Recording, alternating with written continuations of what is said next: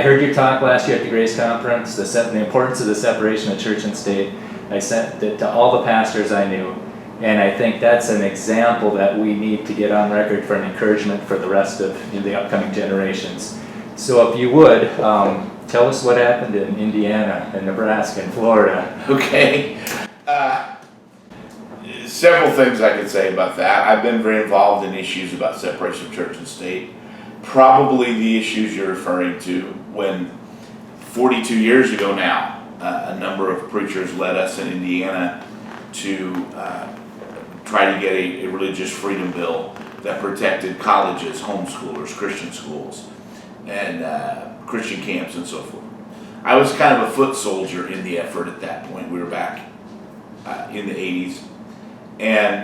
But I had the opportunity to be trained by some people who were really involved in this, what to say and what points to make. And so I was one of the folks who went around talking to state legislators in Indiana. And we got that legislation, still the law in Indiana. If you saw just the last week, there was a survey released about religious freedom in the 50 states. And Indiana was rated third among the 50 states.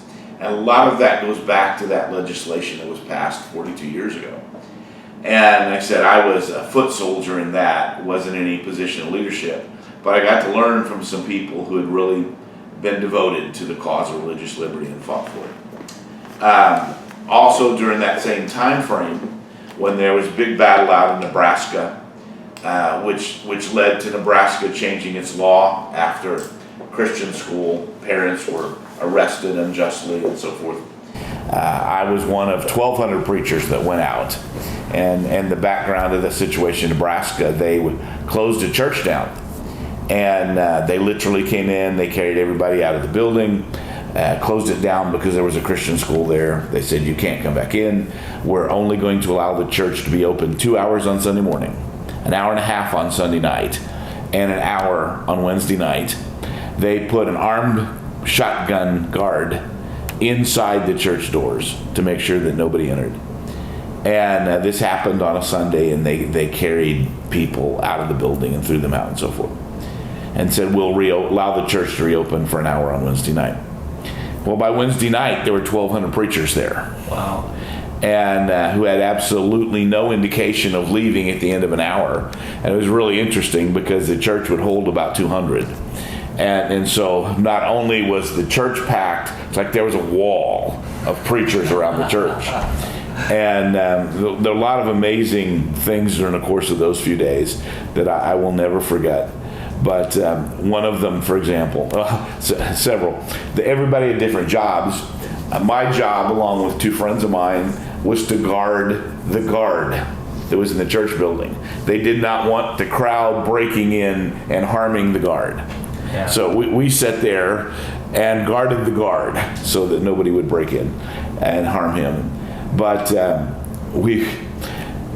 some in the community were hostile to what was happening, and I'll never forget it. Some of the local hoodlums, for lack of a better term, or mocking preachers and all this. They had pulled a car up to where the crowd was outside the courtroom singing hymns for the comfort of the parents and pastor that were incarcerated there. And they had big barrels of coal oil and rags, that'll put off this really dark black smoke. And they positioned their truck so they'd set this on fire and the smoke would come into the crowd that was singing. And they were there and taking the time to make the arrangements and all that. And right about the moment they started to set those barrels on fire, the wind shifted. And the dark black smoke came back on them. And they're jumping off the truck, coughing and sputtering and so forth. There were many moments, but that one really stands out in my mind as having been a tremendous thing. But eventually the state of Nebraska said, look, we can't do this. They changed the law to respect the right for Christian schooling, and that was a great victory. Years later, I am in Florida, and I've gone there to administrate a Bible college, and I had just arrived in Florida, where Florida passed a new law that gave the state power to regulate Bible colleges. Right. I absolutely do not believe in that is the state's business. And we pretty quickly announced, with the blessing of the pastor of the church I was at, that we were not going to obey that law. We were not going to have our Bible college regulated by the state of Florida. That led to a 5-year battle, lots of interesting moments. The small Bible college there, they immediately issued a cease and desist letter to, so you have to shut it down.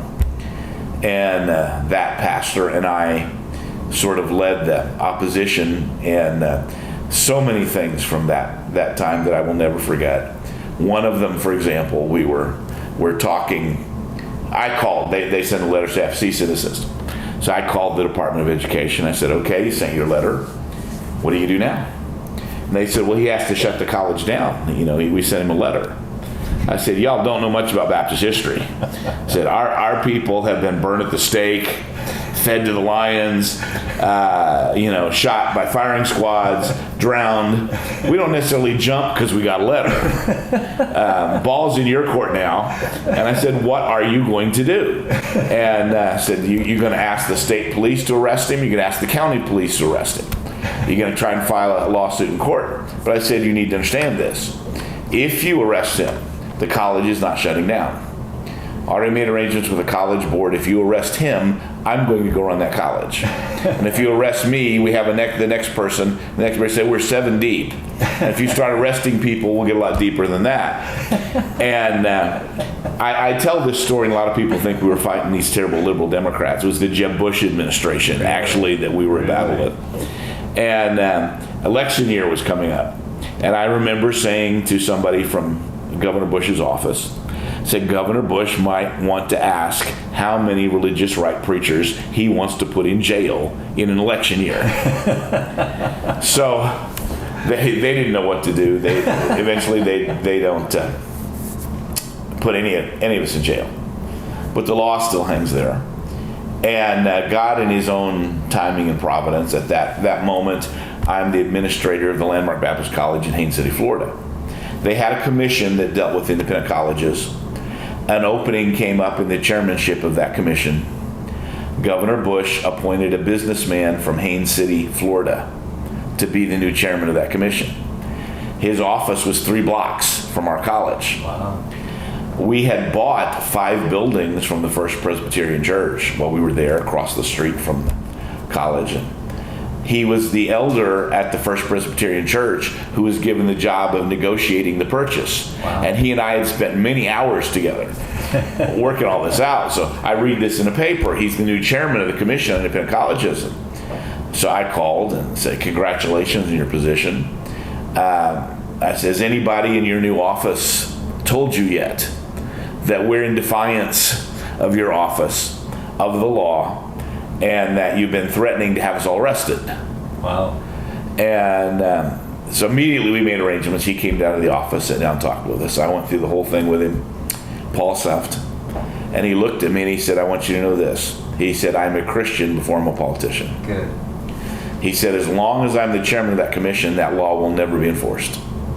He said, I'll do everything humanly possible to help you get that law changed. Wow. So previously, we tried to talk to state legislators, about need to change this law. Wouldn't even talk to us. Now I'm going to see them, and I have the chairman of the commission with me. Wow. Saying this law needs to be changed. We should not have power over these churches. Right. It's separation of church and state, and we should not be able to give these Bible colleges, these religious colleges, orders. And that changed things, when the chairman of the commission that we're defying is with us lobbying for a change of law. And so we begin to have interesting conversation with people, and it really did become an interesting thing. Long story short, many, many meetings, but I got to write the legislation. Wow. That we're promoting, and it said this: if you have a religious name and a religious purpose and you don't take money from the state, right, you're not under the jurisdiction of the state. Right. In a Bible college. Good. So we're lobbying to get this changed, and we're getting close to this big vote. And I've got some other preachers there with me that are lobbying, and is still there. There's all kinds of tricks to getting in people's office and getting their ear a chance to talk to them and all that. Right. Well, we've been going to the commission's meetings, and there was a man there, wasn't even a born again man, but he represented trade schools in front of the commission for different colleges. And he said to us one day, he said, "This is silly." He said, "These people don't know how to run their own schools. What makes them think they can run yours?" And he said, when the moment comes, this is a $500 an hour lobbyist. Yeah. He said, when the moment comes to push for the legislation, he said, "I'll donate a week to your cause." Wow. So we have him with us. Wow. He's going around with us, and we're getting in. But I've got 6 preachers there, and it's kind of unwieldy. We have a lobbyist, chairman of the commission, and 6 preachers taking 8 people office. So and Dr. Carter, who was pastor of the church, president of the college, was there. And I said, "Man, it's a shame we don't have 2 lobbyists." I just said this to him in the hallway. It's divided into 2 groups. And a few minutes later, we're walking down the hallway, and we hear from down the hallway, "Dr. Carter, what are you doing here?" And it was a young man who graduated from his high school. Wow. He had lost touch with him years before, but now he's working in Tallahassee as a professional lobbyist. Oh, wow.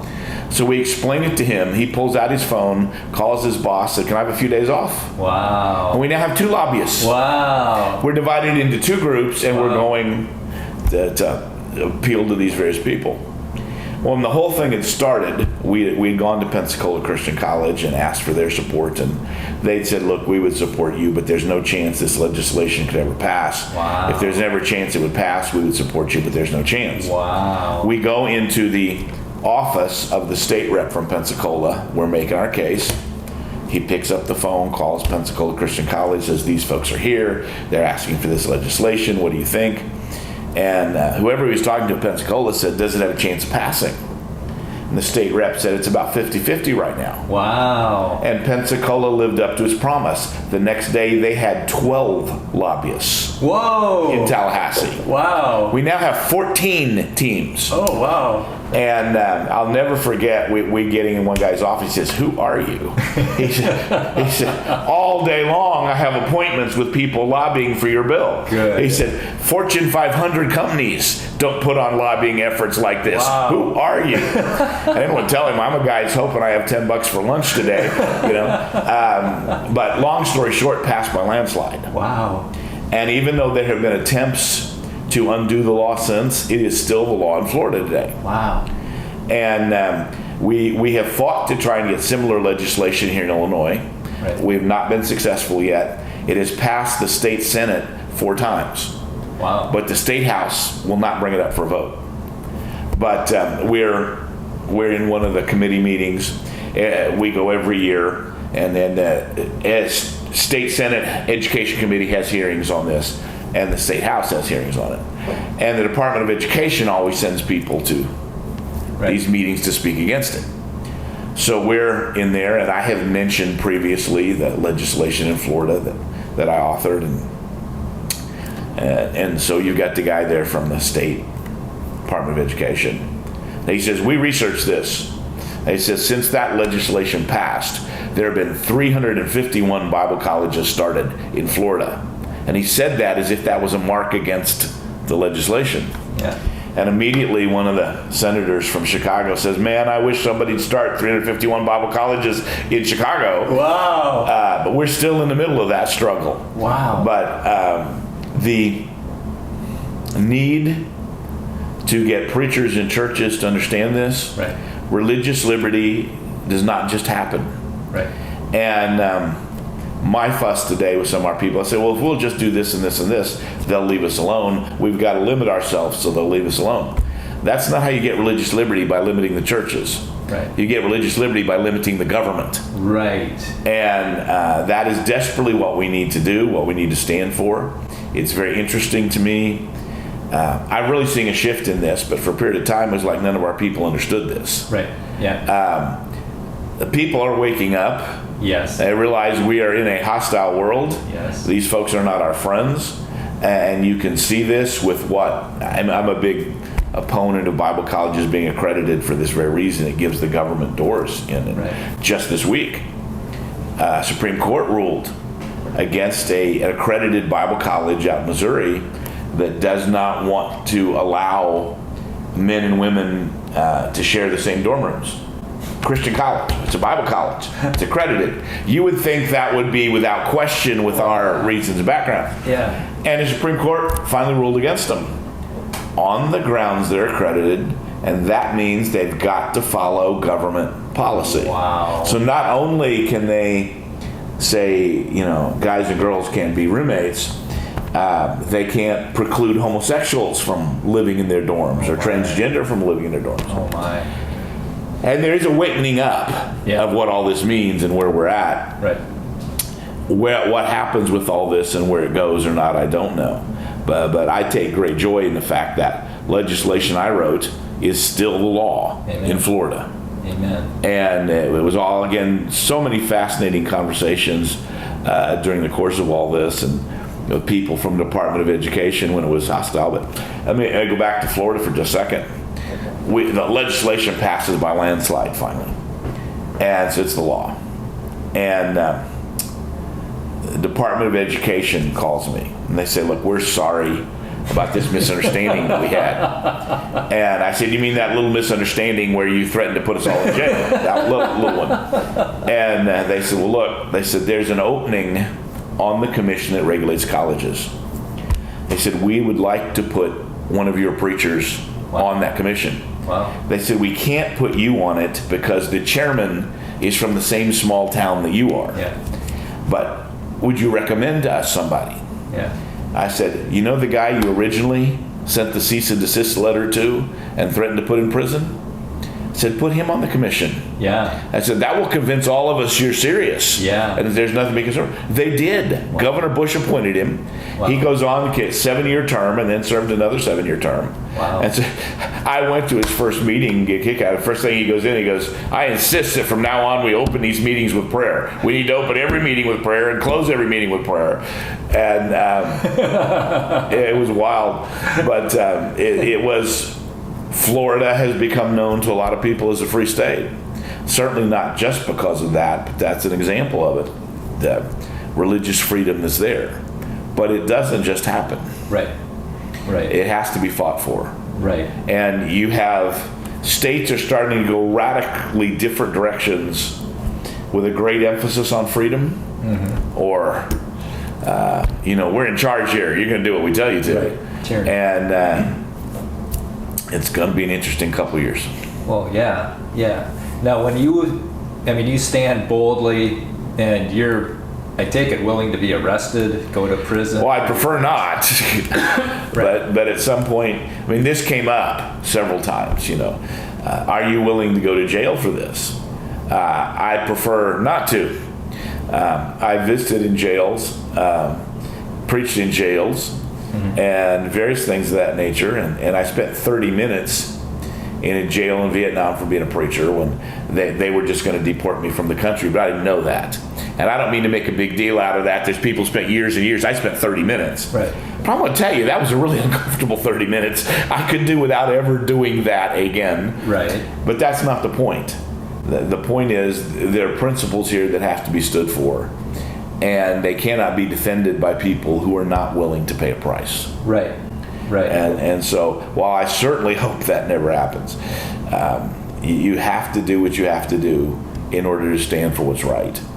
And it is interesting to me, again, going back to the setting in Florida, when, I don't want to say it was a bluff, but when they're saying, you'll go to jail, I said, well, ball's in your court. Do it. They didn't know what to do. They just had no idea what to do. And again, they repeat, I said, we sent him a letter. So like that ended the discussion, Now, very frankly, in Illinois, under the same set of circumstances, I think the stormtroopers might have come out the next day. But it is a very, very interesting moment we are in our history, with some states reaffirming freedom and expanding freedom, and other states harshly campaigning against it. Right. And I know everybody's question is, how does this all end? Yeah. I don't know the answer to that. Right. I really don't. When President Trump got elected, I had hope that some of the laws relating to Bible colleges would be changed on a national basis. And what he did, and I say this partly to his credit, partly to his blame, immediately he and Secretary DeVos issued a statement that no laws were to be enforced against Christian colleges that contradicted their religious mission. Good. So nobody went after any of the colleges then. Right. That's good. But they didn't change the laws or remove the laws. And so when Biden comes in, now you have them going after this Christian college out in Missouri because the law was still there. Right. It just was not enforced for 4 years. Right. And again, I appreciated their statements about religious liberty, but it was more than that. Right. And again, you saw the debate during COVID. Yes. Do governors and mayors have the right to order churches to shut down? Right. And actually, 4 different occasions, courts ruled that they don't. Yep. But that didn't keep them from trying endlessly. Certain places like Illinois, and Illinois was one of the cases that went to the Supreme Court, that the state backed down because they didn't know what to do. Good. But again, that was people who said, hey, there are principles here that are so important that we're willing to sacrifice for them. And the state didn't know what to do about them, what to do when they came up against people who could not be intimidated or threatened. However, I wouldn't say count all the time on the state not knowing what to do. Right. I mean, like that pastor in Canada. Yeah. Yes. Yeah, they went right after him and arrested him, didn't hesitate. You saw the film of him being arrested in front of his family. Right. And he's trying to make the case to the people arresting him, religious liberty, which is the law in Canada. But they didn't care. Right. And this surprised a lot of folks. All through the history of the Soviet Union, the law was religious liberty. But it was never practiced. Wow. And you hear about all the Christian preachers being executed. Technically, none of them were executed for religion. They just trumped up false charges against them and executed them for theft and child molesting and this, that, and the other. Right. When everybody knew what they were after them for. Right. So we're at an interesting moment in our history. I am seeing and have talked, we had present in the conference, you and I are both attending it, men who have been very instrumental in creating new entities to fight for religious liberty. And so I've had this conversation within the last 48 hours. Wow. And I thank God for these folks. And there's a lot of discussion right now of methodology and et cetera. But people are waking up to this. I surely hope. Right. We're not waking up to it too late. Right, I agree. So like you blazed a great trail for an example for people to follow. I mean, what advice would you have for the Christians following you, the pastors following you, the college administrators following you? What words of wisdom would you think? Well, again, I would say we need to go back to this. The solution to religious liberty is not to find out what limits we need to put on the churches. Right. It's what limits we need to put on the state. Yep. We've got to fight this idea of an unlimited state. Yes. I call it Leviathan. I'm not the first one to use that terminology. Yeah. But I call it Leviathan. As long as Leviathan exists, it really doesn't matter what the rest of it is. And that is the idea of unlimited state power. Right. And you saw this, not to discuss in this context vaccines or whatever, but when lots of Americans had questions about vaccines, the response of President Biden was obey me or else. Right. Well, the proper response would be answer the questions. Let's see if there's an answer to the questions. Yes. That can satisfy reasonable people or can satisfy the courts or whatever. But that wasn't that wasn't the answer. It was obey me or else. Right. Well, Americans have never been very good, at least in our past, with obey me or else. Right. Ask the people who founded our country. Right. And that spirit, I think, is absolutely essential, that we must respect, defend limits on government, impose limits on government. And we're at a point right now where just the concept of limits on government has to be fought for. Right. Because that's almost unheard of in some states. Right. You know. Right. Yeah. Oh, I hated that, Todd. You know, some people might say, well, the Bible says to obey every ordinance of man. What would your response be to that? Well, the Bible also says we cannot but speak the things which we've seen and heard. And in the context of that, obeying every ordinance of man, 1 Peter, is that God has given government a role to play. God never gives human beings unlimited authority. When government is playing its proper role, we have a responsibility to obey it. Sometimes advocates of religious liberty have forgotten that. Sometimes I think they've been bizarre and unnecessary in what they have done. But when government steps out of its proper role, and for example, all through this thing in Indiana, Florida, Illinois, I can't tell how many times some government bureaucrats say, "Oh, Bible says render to Caesar the things that are Caesar's." Yep. They never finish the phrase. You know, render to Caesar the things that are Caesar's. That is a legitimate Bible principle. Yep. But unto God, the things that are God's. Right. Which clearly implies some things don't belong, not implies, states, some things don't belong to Caesar. Right. Some things belong directly to God. The topic at that moment was coins and taxes. Now let me say clearly, coining and printing money belongs to Caesar. Right. There's not a Baptist church in the world I would trust to print money. And so I get it, that's Caesar's job. Yeah. But the illustration that was in front of him in that discussion, Christ says, well, whose image is on the coin? It's Caesar's. Well, let's stick with the image illustration for a minute. Whose image is on your church? Your church is the body of Christ. Amen. It's not Caesar's. Right. Or whose image is on your children? Right. All right, you can answer that two ways. Your children are created in the image of God. Yep.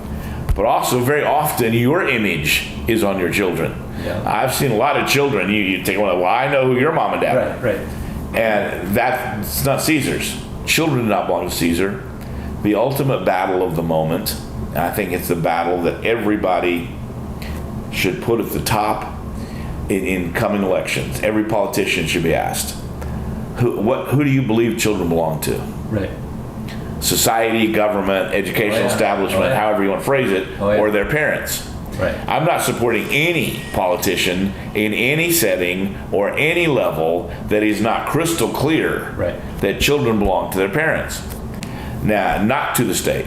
Thankfully, we have some politicians that have focused on this and are willing to state this and willing to emphasize it. I don't know a single Democrat that is. Right. Some Republicans won't. Wow. I'm not supporting voting for or saying a nice word about anybody that does not understand that children don't belong to the state. That's a really clear dividing line. It's a clear dividing line. Oh, yeah. And we can figure out where we think about some other things maybe, but that's the clear dividing line. Lose that, and all is lost. Oh, yeah.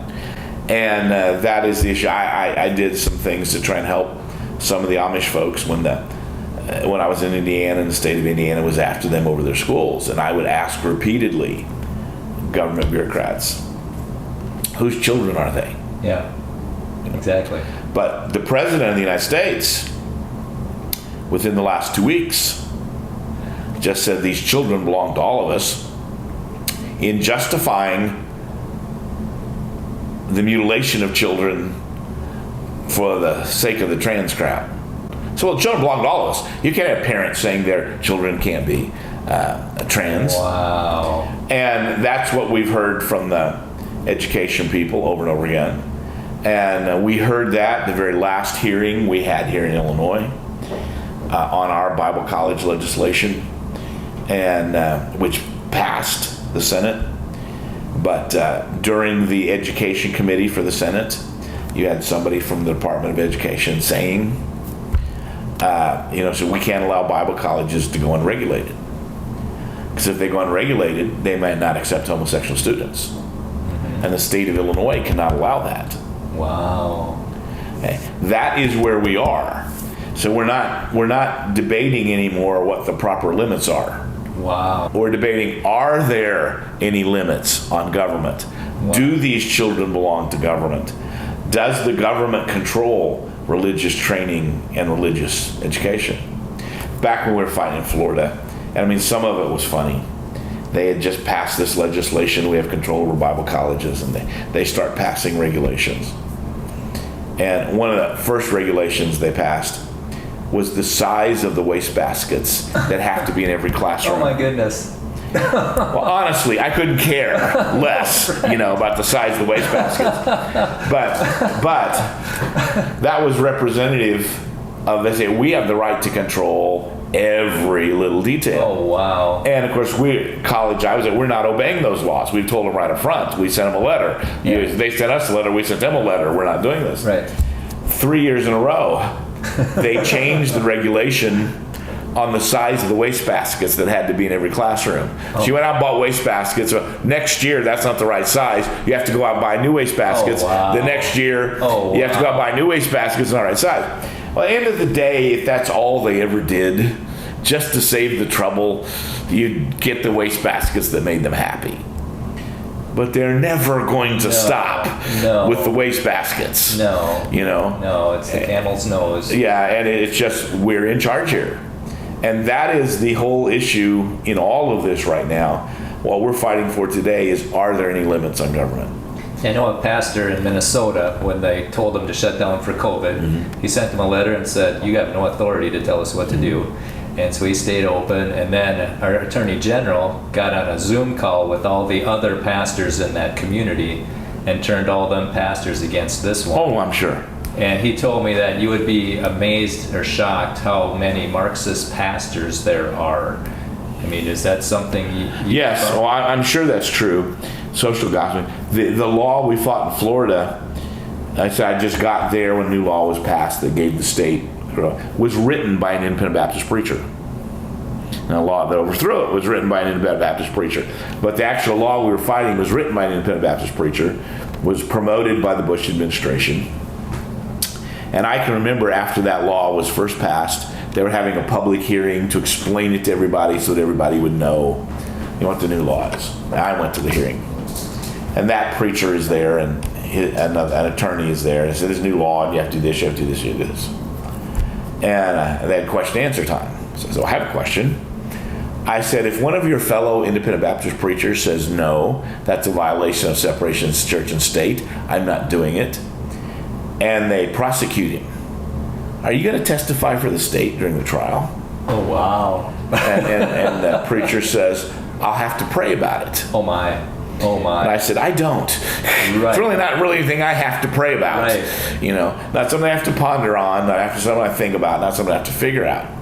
But I mean, that's where you get, and many preachers would much rather compromise than pay a price.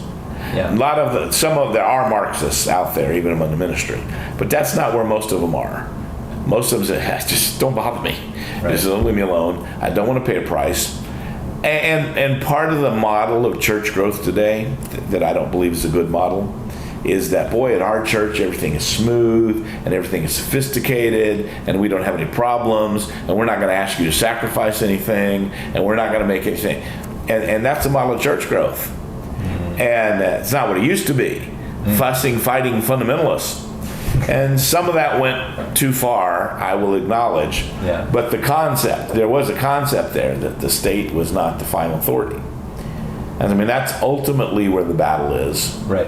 And as I said, there are states that are emphasizing that anew, and that's good, and you're seeing this response. It's wonderful. And then there are other states that are doubling down on that. The state's not the final authority, it's the only authority, man. It's going to tell you, and you'd better have a wastebasket the size that the state wants you to have, or you're in serious trouble. I said, I could care less what size wastebaskets are in Bible college classrooms. The thought never crossed my mind, and it certainly never crossed my mind telling another college what the size of their wastebaskets ought to be. Right. And I couldn't even tell you what the size of the wastebaskets are that we have here at Dayspring. I'd have to go measure them. I have no idea. I have no idea if there's any uniformity to it. But I'm pretty sure we have wastebaskets, but that's about as far as I can go. This all is state Leviathan that we must all bend to. And that's the deal. Yeah, last year you had mentioned, I forget who you said it to or which state, but it was like on our best day we wouldn't have a... Oh yeah. We were having this discussion back when we were trying to get the legislation in Florida, and we were going through all this. I said, look, on our best day, Pastor Carter and I would not know how to tell you to train government bureaucrats. We wouldn't know what to tell you. Yeah. But I said, on your best day, you do not know how to tell us to train missionaries and preachers. Exactly. So I said, you train the bureaucrats and we will leave you alone. Yeah. We'll train the preachers. You leave us alone. Yeah. Yeah. And I remember another time we were having a conversation and they would bring this up and they said, you don't understand. I said, well, let me ask you this. You're the state, we're the church. Yeah. We're separate. Yeah. Well, part of that, do you not understand? That doesn't seem like a very hard proposition to get a handle on to me. Right. But, and again, I want to say this, the state of Florida, there have been several attempts to change that law. They've been fought down, all of them. I give them wonderful credit for that. And it's consistent with what you see in Florida, fighting for liberty in many areas now. We've been lobbying for this legislation in Illinois, several times said, why don't you just go back to Florida? You don't like government regulation Bible college, just move back to Florida. Oh, wow. So I don't want to move back to Florida. I'm in the United States. And we have a heritage of religious liberty because we have a heritage of people that fought Yes. for religious liberty. Yes. Not because we have a heritage of people who said, I don't really want to get in trouble. Right. I don't want any difficulty. Right. And we have to develop that again. And the reason people are starting to wake up is because the state's going so far. Right. People didn't think it would go this far. Right. Right. Yeah, they kind of tip their hands on what they're capable of doing. And I kind of think, I hope, may I be right before the Lord. I think maybe they went too far too quick, and they're waking everybody up. Yep. That's the ruling this week about the Bible College in Missouri, and is huge.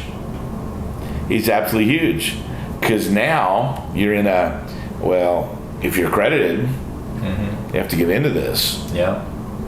Give up the accreditation. Yeah. Or fight for change in law, and the Supreme Court just ruled against you. Wow. So the fight for change in the law, you can always come back with a little different wrinkle, but fighting for change in the law is not as attractive an opposition as it was 2 weeks ago.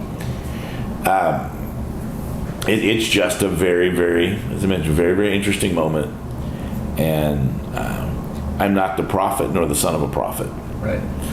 People, when we were doing this in Florida, said, well, Brother Stringer's always confident all this is going to work out. So I was never confident all this was going to work out till close to the end.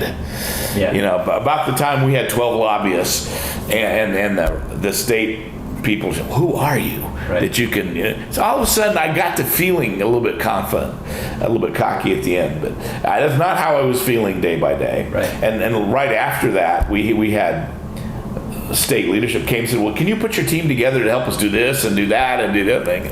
So that was great. But for a long time, it was, I hope next week is not when they send somebody to our door to enforce this. Right. And I do think it's important. Publicity in these things is incredibly important. Yes. Because a lot of these government figures don't want to be seen as the guy that put all these preachers in jail. Right. Right. Yeah, and you stood up to the state bold. But it can't be a bluff. Right. Oh, yeah. Yeah, if you're bluffing and they sense it, they'll call it. Right. But here in Illinois, again, this gentleman was just at the conference you and I were in last 2 days. Bishop Sappho was at the conference, and he's the president of a predominantly black denomination here in the United States that he pastors in Chicago, and their Bible college in Chicago.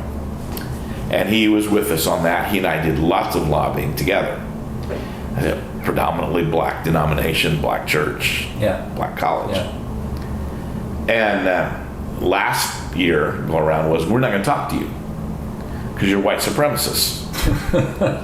See, I really don't think I deserve to be called a white supremacist, but I'm 100% sure that he doesn't deserve to be called a white supremacist. It's crazy. So when I saw him Thursday, I said, man, I can't hang around with you. I can't be seen hanging around with you white supremacist guys.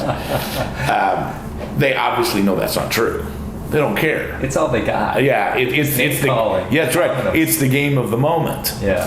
But they do that because they assume when they call you something like this that everybody's intimidated, everybody gives in. Right. So. Right. Yeah, we got about 20 minutes left. You stood up, 19. You stood up strong against the government, but you've been doing this your whole life. You've been going where most people won't, like the communist countries, and you had mentioned Vietnam. Could you share some of those stories that? Well, it's not, I don't want to make it sound like I've done tremendous amounts of that. It has been my privilege to go at times to what we call restricted access nations. Right. I went to Vietnam, and it's easier to go to Vietnam now, but I went to Vietnam when it wasn't as easy, and got in trouble with them there. But again, I don't make it sound big. There are people who paid with their life. Right. They kicked me out of the country. Yeah. Not really a price. It's funny. They put me in a cell for 30 minutes first. I didn't know what they were going to do.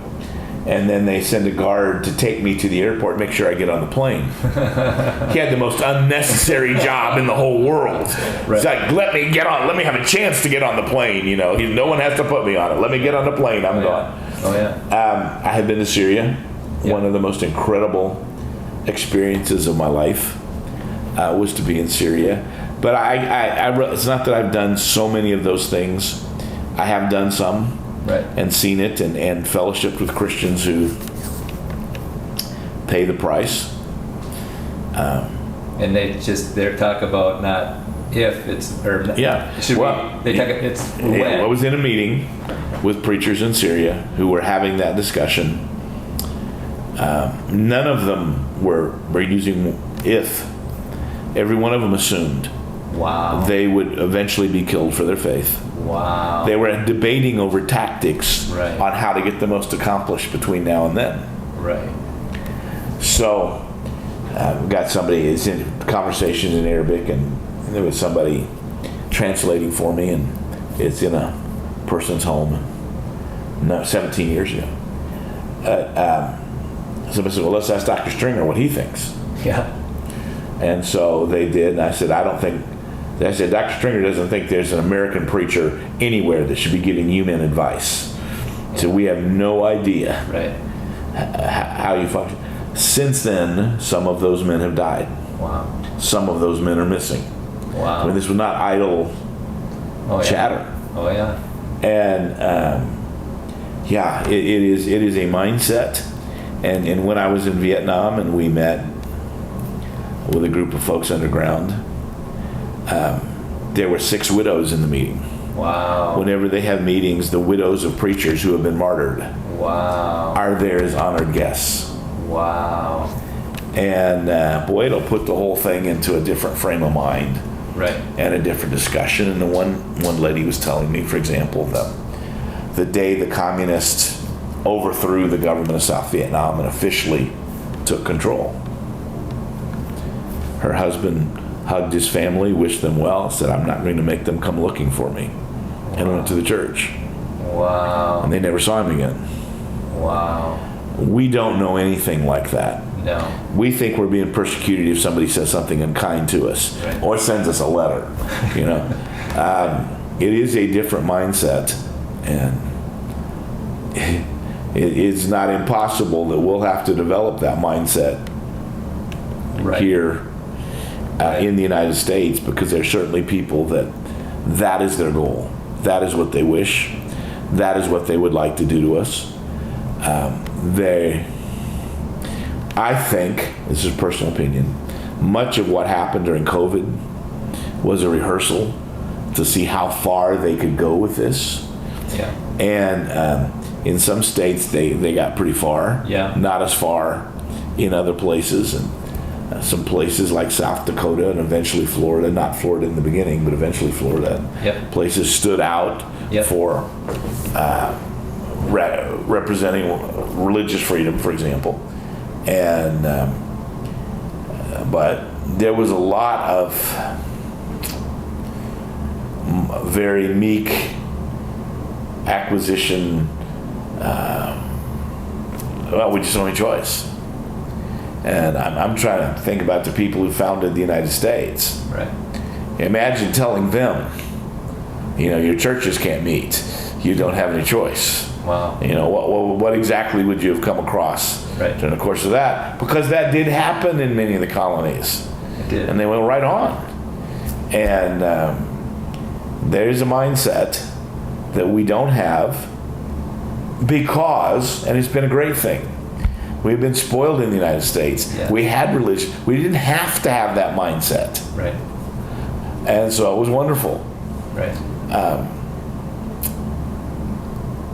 They seem, in my opinion, to be very successful when they take our freedoms away a little bit at a time, a little bit. Right. During COVID, they got burnt. There were 4 major lawsuits that went through federal courts where where Leviathan got shot down. And now we're in an incredible Leviathan moment all over transgender. Can you force everybody to accept Right. the transgender movement? And the results in the courts have been mixed. Election results over this have been mixed. There have been certainly some victories in both courts and elections, and pretty clearly some defeats in both courts and elections. So I'm not the prophet nor the son of a prophet. I can't predict how all this turns out and what comes with it. However, if our liberties are going to be defended and protected, our preachers are going to have to rise to the occasion. Yes. In doing this. I agree. Yes. They need to be bold, and we need to speak the word of God. Yeah. Oh my. That's really good. This is kind of a difference I just want to touch on. Did you witness to a hitman? This is a totally different subject. I had opportunity to lead a fellow who had been a hitman to Christ. Wow. And a story to it, but his wife was visiting the church I pastored, and I went out to the home, and I was warned not to go there, but when I actually got there and began to talk, he was very open to my witnessing to his wife. Yeah. His wife got saved, become church faithful, and we sort of got to be friends. And No, when you knocked on the door, did he say, "Don't you know who I am," or something? He said, knocked on the door, "Who are you?" Yeah. So I told him, I said, "Know who I am?" And I said, "Well, sir, to be honest with you, I've heard rumors, but as I'm standing here face to face with you, I'm really hoping they're not true." And he thought that was funny. He said, come on in." But I was at the hospital when they had their little baby girls born. When he had a heart attack, he called for me. Wow. And his mafia buddies came out and got me. Wow. And took me to the hospital. Did not ask me. They just came out and took me. And that was an interesting moment. But his first words to me when I got to the hospital were, "Did you mean it?" And I said, "Mean what?" That Christ would save even me. Right. And he got saved, got baptized, came to church. Wow. And we had some policemen in the church, and it was just an interesting dynamic. Right. To watch what happened with them all. But yes. He was an interesting church member.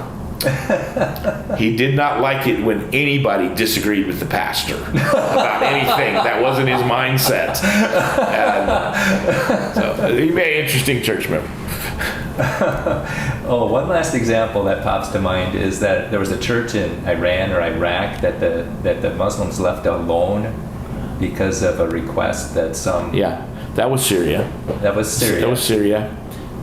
Secretary of State Baker had met on an airplane the pastor of this church, and they had talked. The church was being persecuted. Secretary Baker was on his way to Damascus. This is during the first Gulf War, when the United States and Syria were allies. Yep. And so pastor's telling Secretary Baker the story. And Secretary Baker goes in to see the dictator of Syria. Arab custom. He says, we have to give you something before we can talk. Yeah. And Baker said, the United States law won't let me accept anything. Yeah. He says, we can't talk if we can't do something for you. Is Arab custom. When I got to go to Syria and preach, they said, we have to do something for you before you can preach in our church. Yeah. I said, well, yeah. They said, no, so we have to do something.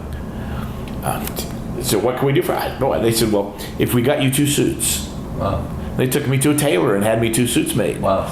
Before I could preach in the church, they had to do something for me. Okay. So Secretary Baker's dealing with the dictator, and he says, before we can meet, we have to do something for you.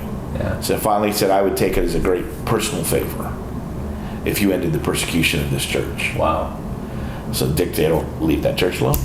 No kidding. That's what he did for Secretary Baker, which allowed them, Arab custom, allowed them then to have their meeting. Wow. Yeah. Wow. Wow. Well, we're getting. So they had a building, and they're operating out in the open, and yeah, it was something. That's amazing. And that's where I got to go preach in Syria. Wow. Wow. Well, and why they were allowed to have an American preacher in, because they were not under the same restrictions as everybody else because of that. So now, were you in jungles witnessing too?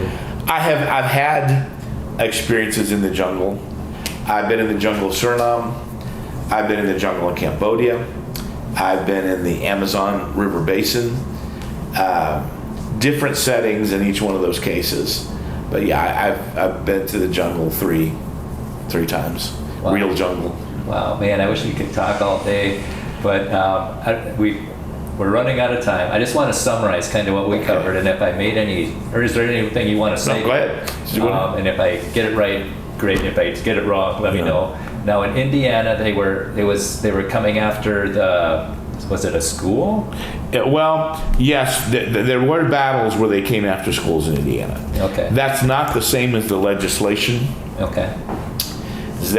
Some of the leaders said, look, we don't want to fight this battle. So they devised what they call the Freedom Package. Yeah. To take care of all of it. Oh, wow. And that's where I got my start in all this. What year was that? Was that what decade? It's the 80s. Okay. All right. And so you've been in this battle a long time. Yeah, it was, I'm not sure exactly which year. I'm not sure. It was passed during the 80s, and it's still the law there. But that's where I got my start. They were looking for people to go around to the state legislators and lobby. And again, they're wanting to send a number of people to go around and lobby for the Freedom Package. And then the Hiles would send the buses. Yes, well, that happened at the church setting. They were after a church there for not being licensed, which some of us don't believe in. And they actually had the church in court. And a little town. And a bunch of us were there, and it filled the courthouse. And then all of a sudden, buses of people began to come in from the Indianapolis Baptist Temple. Oh, wow. I mean, just bus after bus after bus. And it just filling not just the courthouse, the whole block, the people are there. And then the buses started coming from First Baptist in Hammond, which at the time was the largest church in the world. Yeah. And I mean, they didn't even have any place in town to put the buses. It was an incredible thing to watch. Bus after bus after bus come in. So we need to stand together. And guess what? The court ruled in favor of the church. Good. And yes, I do believe that there was that attitude then. We were going to stand for these things. And that was a very, very impressive occasion. Right. Oh, yeah. Like what Franklin say, we have to hang together. We're going to hang separately. For sure. Yeah, so we need that. We need everybody's freedom. And then in Nebraska and Florida, and you've been in the battle, and we need to fight for the religious liberty. It's not going to be given to us. No, they're not going to just say, we'd like for you folks to have religious liberty. We will get what we fight for. And we need to fight wisely and all that. I've been some foolish things at times done by people, but religious liberty was never gained in the first place by just saying, well, I hope they come by and give it to us. Right. That's not how it worked. Right. Wow. Well, you've been very gracious with your time. I don't want to extend. My pleasure. Enjoyed it. Do you have any parting comments you'd like to make? Again, Christians have got to make up their mind, are we going to meekly submit to all this? Right. And the battle is not the same in every state. The tactics cannot be the same in every state. But the biblical conviction ought to be the same everywhere. I agree. That we're going to stand for religious liberty. We'll teach it. We'll proclaim it. And we'll lobby for it. And if the moment comes, we just have to stand for it. Amen. And it becomes there. The question is, what are you going to do about it? Because we're going to exercise our religious liberty. Amen. We have to have a conviction that can bring us to that point. Amen. Well, thank you so much for the bold example. And it's amazing what God's done with the bus kid.